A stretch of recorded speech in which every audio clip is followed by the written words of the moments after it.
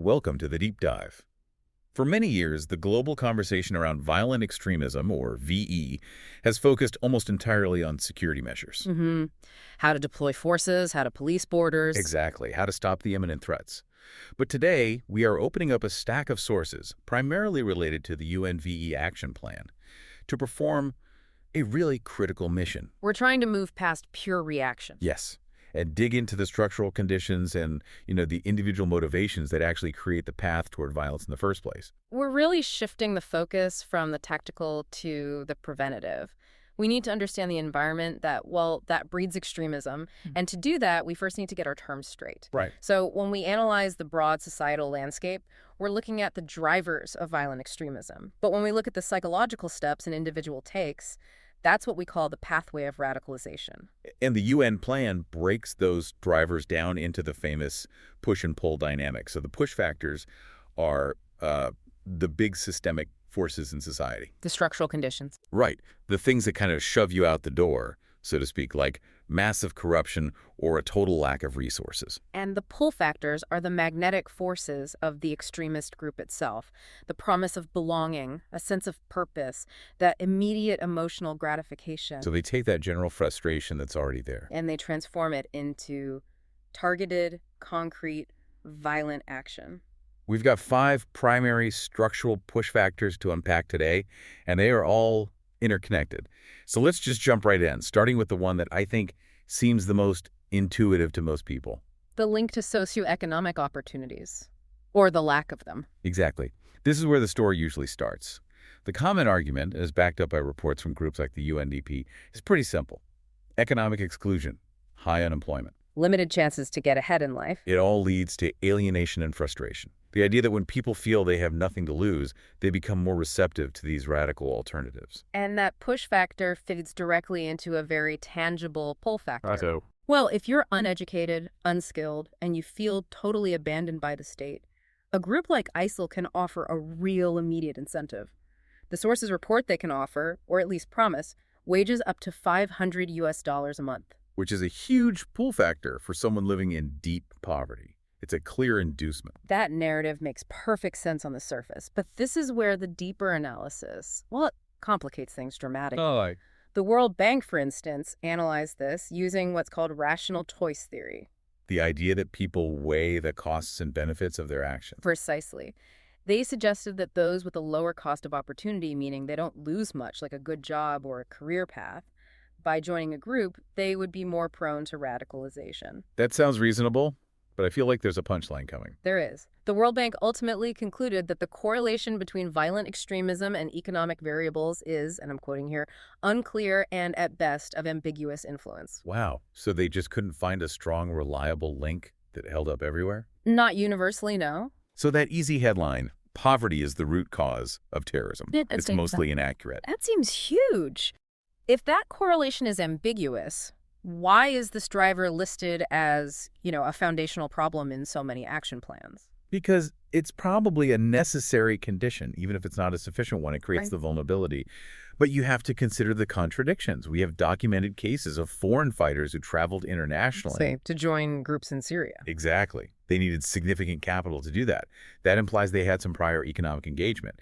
And of course, the most famous examples, many perpetrators, including the 9/11 pilots or figures like Osama bin Laden, were highly educated or came from extreme wealth. And you think of the 2017 Las Vegas shooter, a millionaire with no clear political motive at all. Right. So socioeconomic status is clearly just one piece of a much, much larger puzzle. That lack of a clear economic link really pushes us away from pure finance and more towards sociology. It brings us to our next major driver, marginalization and discrimination. This isn't about how much money you have, but about how you are treated or mistreated within your own society. Absolutely. This structural driver covers discrimination based on ethnicity, religion, status, and it is intrinsically linked to the Sustainable Development Goals, specifically SDG 16, which aims for peaceful and inclusive societies. And historically, we've seen how profound this can be. I mean, you can look at the period known as the Troubles in Northern Ireland, for example. Sure. When a big part of the population perceives systematic discrimination and feels structurally locked out of political power, They lose their vested interest in upholding that society. They become receptive to ideologies that promise a revolutionary alternative. And this is where that identity pull factor gets incredibly personal, very psychological. Oh. Our sources identified two major camps of recruits joining groups like ISIL.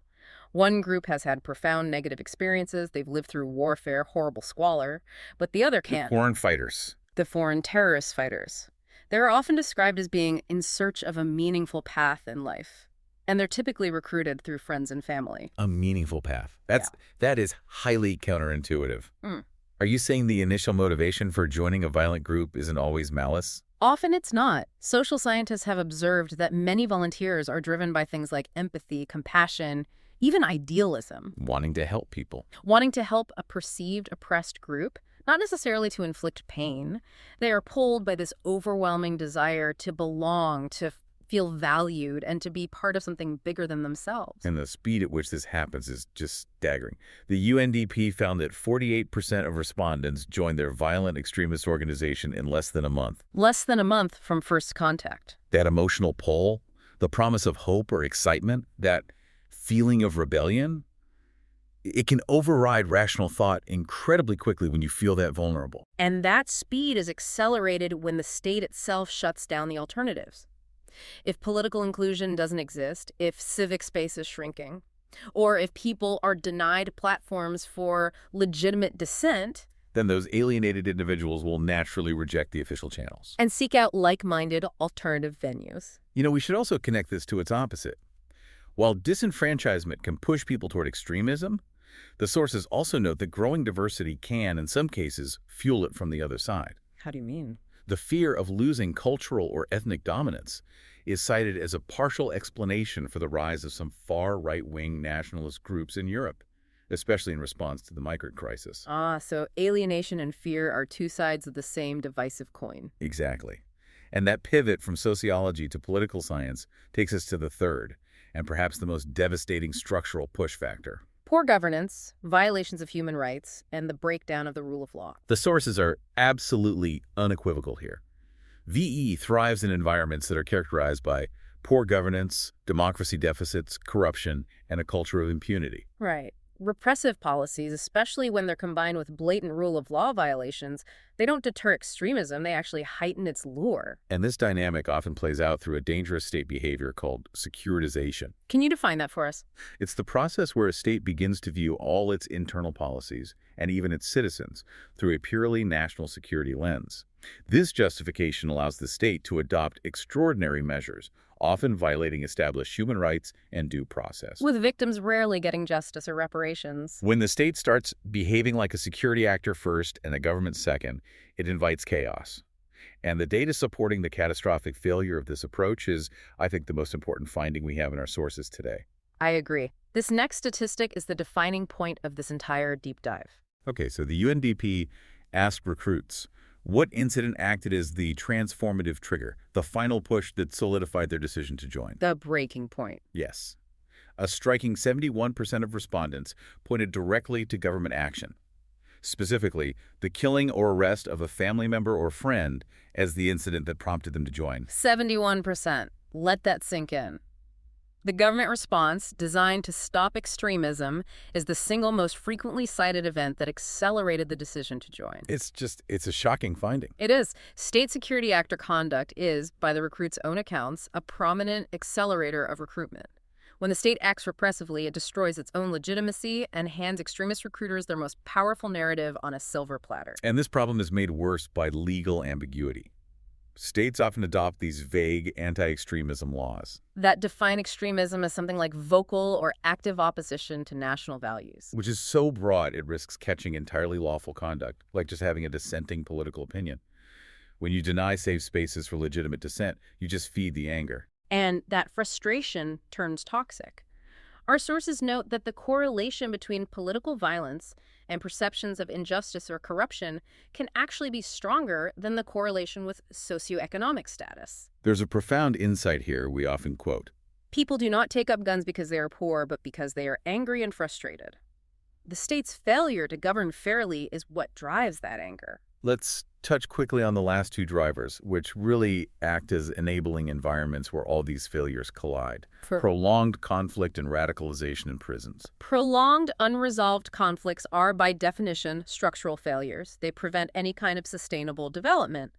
But most critically, conflict just debilitates the state machinery. It creates a void of effective state control. A power vacuum. A vacuum that these VE organizations are expert at exploiting. They use it to function unchecked, promote their message, and seize territory and resources. And the final driver, radicalization in prisons, is a unique kind of incubator. Two factors are key here. First, prisons are inherently isolated environments, which are perfect for spreading extreme ideologies. And second, the harsh conditions inside ill treatment, poor governance, corruption, they act as a huge motivator. So prisoners look for assistance and protection from these VE groups, who appear to offer a form of justice and stability where the state offers only punitive failure. So what's the preventative solution there? It's all about human rights compliance. The sources find that the single most powerful weapon against radicalization in prisons is a humane detention policy that respects the fundamental rights of the detainees and focuses indefatigably on rehabilitation and reintegration. So treating people humanely is actually the most effective counter-extremism strategy in that setting. It seems so. This deep dive really provides a crucial synthesis then. To effectively combat violent extremism, you have to understand this whole spectrum of drivers. Exactly. The structural push factors, governance failure, exclusion, systemic discrimination, these create the societal vulnerability. And the psychological pull factors, that sense of belonging, the promise of hope, an ideological alternative, that's what finalizes the recruitment. And understanding this dynamic is not just academic. It dictates whether prevention programs succeed or fail, and it underscores why achieving those inclusive, sustainable development goals is so critical. So what does this all mean for you, the well-informed listener, when you analyze global policy? If the data clearly shows that the state's own security actions, the very policies meant to protect us, are cited by 71% of recruits as the thing that accelerated their decision to join, what does that imply about the international community's priorities? It's a fundamental question. Should the current focus on heavy security measures be completely overhauled and replaced by an intense, immediate pivot toward fundamental governance reform, accountability, and the restoration of human rights and due process to truly combat the spread of violent extremism? Think about how those two approaches demand entirely different resources. A provocative thought that demands global reflection. Thanks for diving deep with us. We'll see you next time.